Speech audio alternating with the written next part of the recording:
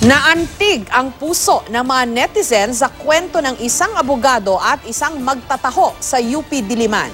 Ayon sa abogado na dating estudyante sa universidad, mag-ama na ang kanilang turingan. Ang kanilang kwento na nagsimula lamang sa taho sa report ni Chino Gaston. Hindi magkaano-ano, hindi rin magkadugo. Pero sina Attorney Alex Castro at Tatay Dong pinagbuklod ng taho.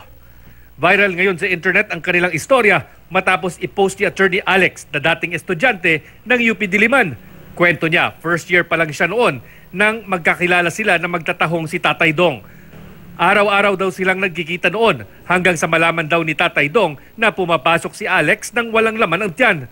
Kaya tiniyak daw noon ni Tatay Dong na may isang baso ng taho si Alex araw-araw hanggang sa makapagtapos siya sa pag-aaral. When I found him, parang, ewan ko, naging kampante rin talaga yung loob ko sa kanya. And it kind of felt like he was the person I was looking for na since I was a kid.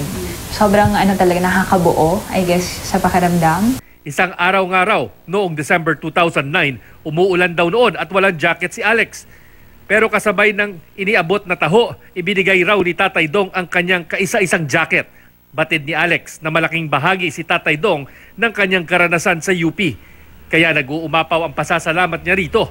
At nang muli silang magkita matapos ang ilang taon, buong pagmamalaking sinabi ni Attorney Alex ang mga salitang, "Tay, may abogado ka na." I recognize how great of a man he was kasi he really supported me in my 4 years in college and even the 4 years in law school after that. Sa 3 dekada ng pagbebenta ng taho sa UP, kumuha ng panustos sa kanyang pamilya si Tatay Dong.